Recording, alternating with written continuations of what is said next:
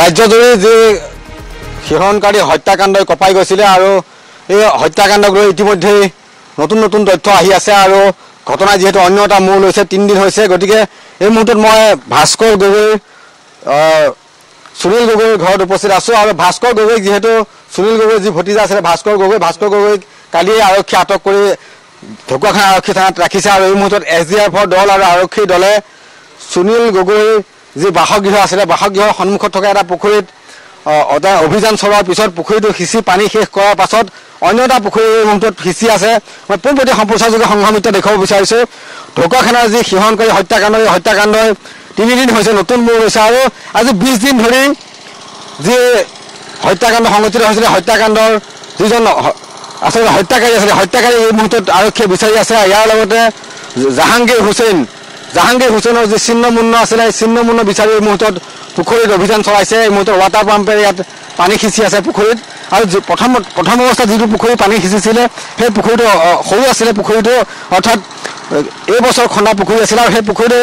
SDFে পানী সিঁচাৰ পিছত তাত নিশ্চিত হ'ল যে তাত কোনো ছিন্নমূন্য বা তথ্য তাত কোনো নাই আৰু তাৰ পাছত এই মুহূৰ্তত যিটো পুখুৰী পানী সিঁচিছে এই পুখুৰীটো যথেষ্ট ডাঙৰ পুখুৰী আৰু ইয়াত তেওঁলোকে এই মুহূৰ্তত মাছৰ পোনা তেওঁলোকে ইয়াত দিয়া বুলি তেওঁলোকে কৈছে পৰিয়ালৰ লোকে কিন্তু এই মুহূৰ্তত যিটো দুটাকৈ ৱাটাৰ পাম্পেৰে পানী সিঁচি আছে SDFৰ দল আছে আৰক্ষীৰ দল আছে তেওঁলোকে পানী সিঁচি আছে আৰু ইয়াত জাহাংগীৰ হুছেইনৰ ছিন্নমূন্য ইয়াত আছে নেকি বুলি তেওঁলোকে আৰক্ষীয়ে প্ৰশ্ন কৰিছে গতিকে আৰক্ষী এতিয়া এটাই প্ৰশ্ন যে জাহাংগীৰ হুছেইনৰ ছিন্নমূন্য ক'ত আছে অসম আৰক্ষীক অৰ্থাৎ লখিমপুৰ ঢকুৱাখানা আৰক্ষীক এতিয়া এটাই বস্তু লাগে যে জাহাংগীৰ হুছেইনৰ ছিন্নমূন্য ক'ত আছে আৰক্ষীৰ বাবে এইটো ডাঙৰ প্ৰশ্ন আৰু ছিন্নমূন্যৰ সন্ধানত এই মুহূৰ্তত আৰক্ষীয়ে অভিযান চলাই আছে মই দেখুৱাইছোঁ SDFৰ দল আছে ইয়াত SDFৰ দলৰ সৈতে ঢকুৱাখানা আৰক্ষী বিষয়া আছে আৰু ইয়াৰ লগতে মই আন এটা তথ্য দিব বিচাৰিছোঁ যে সুনীল গগৈৰ যি পুত্ৰ সৌৰভ গগৈ সেই সৌৰভ গগৈক আজি এই মুহূৰ্তত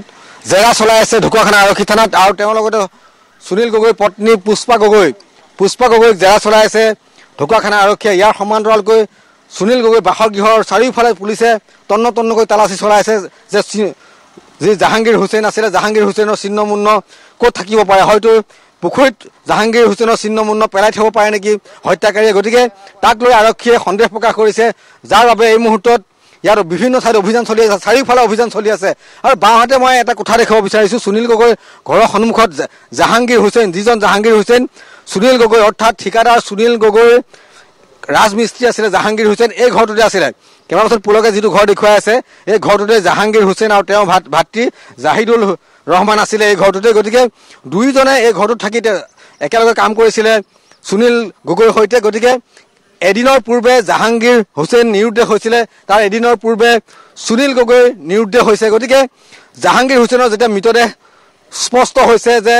ফৰেনচিক ৰিপৰ্টত যেতিয়া স্পষ্ট হৈছে যে জাহাংগীৰ হুছেইনৰ মৃতদেহ সেইটো আছিলে আৰু কিন্তু ছিন্নমূন্য বিচাৰি এই মুহূৰ্তত আৰক্ষীয়ে তেওঁলোকে চাৰিওফালে অভিযান চলাইছে আৰু আটাইতকৈ ডাঙৰ কথাটো হ'ল যে আমি পুৱাৰ ভাগত যেতিয়া বাতৰি প্ৰকাশ কৰিছিলোঁ তেতিয়া সুনীল গগৈৰ যি LICৰ যি ধন আছিলে সেই ধনৰাশি জিতু হাজৰিকা নামৰ এজন LIC এজেণ্টৰ ওচৰত ৰাখিছিলগৈ তাত 3টাকৈ পলিচি আছিলে 3টা পলিচিৰ প্ৰথমটো পলিচি আছিলে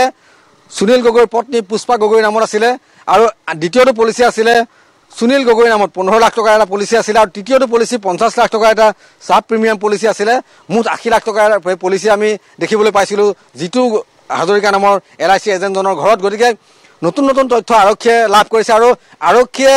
সুনীল গগৈৰ যি ভতিজাক আছিলে জয়ন্ত গগৈক মাৰাথান জেৰা চলাই আছে কালিৰ পৰা কালি দিনৰ 10 বজাত জয়ন্ত গগৈ এই ঘৰখনৰ পৰাই তেওঁ আৰক্ষী থানালৈ গৈছিলে ঢকুৱাখানা আৰক্ষী থানালৈ আৰু তাত জয়ন্ত গগৈক মাৰাথান জেৰা চলাই আছে কালি নিশাৰ ভাগত জয়ন্ত গগৈক তেওঁ জেৰা চলোৱা হৈছে নিশাৰ ভাগত তেওঁক আহিবলৈ দিয়া হোৱা নাছিলে বাকী ঘৰৰ যি 3গৰাকী সদস্য আছিলে জয়ন্ত গগৈক বাদ দি পুষ্পা গগৈ জয়ন্ত গগৈক বাদ দি পুষ্পা গগৈ হৈছে সুনীল গগৈৰ পত্নী আৰু সৌৰভ গগৈ সুনীল গগৈৰ পুত্ৰ সৌৰভ গগৈ আৰু সুনীল গগৈৰ মাতৃ এই 3গৰাকী লোকক আহিবলৈ দিয়া হৈছিলে কালিৰ ভাগত সন্ধিয়াৰ ভাগত আৰু আজি পুনৰ 10 বজাৰ পৰা তেওঁলোকক জেৰা চলোৱা হৈছে আজি 2গৰাকী লোকক ইয়াৰ পৰা মাতি লৈ যোৱা হৈছে সুনীল গগৈৰ পত্নী পুষ্পা গগৈ আনহাতে সুনীল গগৈৰ পুত্ৰ সৌৰভ গগৈ এই দুজনক আজি ইয়াৰ পৰা মাতি লৈ যোৱা হৈছে ঘৰৰ পৰা আৰু পুনৰ তেওঁলোকক আজি 10 বজাৰ পৰা জেৰা চলোৱা হৈছে গতিকে মাৰাথান জেৰা চলোৱা হৈছে ঢকুৱাখানা আৰক্ষী বিষয়া তেওঁলোকে পৃথকে তেওঁলোকে অভিযান চলাইছে ইয়াত এজন আৰক্ষী বিষয়া আছে তেওঁ ইয়াত পুখুৰীত যি পানী সিঁচি আছে SDRFৰ দলে তেওঁলোকক তেওঁ নিয়ন্ত্ৰণ কৰিছে আৰু SDRFৰ দলটোৰ সৈতে তেওঁলোকে অভিযান চলাই আছে ইয়াৰ বিপৰীতে আন যি আৰক্ষী বিষয়া আছে আন কেইজন আৰক্ষী বিষয়াই তাত জেৰা চলাই আছে সুনীল গগৈৰ পত্নী পুষ্পা গগৈক জেৰা চলাই আছে আনহাতে সুনীল গগৈৰ যি ভতিজাক আছিলে জয়ন্ত গগৈ কেৱল তাত বহুৱাই ৰাখিছে এই মুহূৰ্তত আমাৰ হাতত যি তথ্য আছে মোৰ সতীৰ্থ সাংবাদিক ৰাজীৱে জানিবলৈ দিছে যে সুনীল গগৈৰ ভতিজাক জয়ন্ত গগৈ কেৱল তাত এই মুহূৰ্তত বহুৱাই ৰখা হৈছে দিনৰ ভাগত কাৰণ তেওঁৰ যি স্বীকাৰোক্তি আছিলে তেওঁৰ ভাষ্য যথেষ্ট খেলিমেলি আছে ভাষ্যত খেলিমেলি থকাৰ বাবে তেওঁ কালিৰে পৰা আৰক্ষীৰ জিম্মাত ৰখা হৈছে আৰু এই মুহূৰ্তৰ গুৰুত্বপূৰ্ণ খবৰ হ'ল সংঘমিত্ৰা যে ছিন্নমুন্ন জাহাংগীৰ হুছেইনৰ ছিন্নমুন্নৰ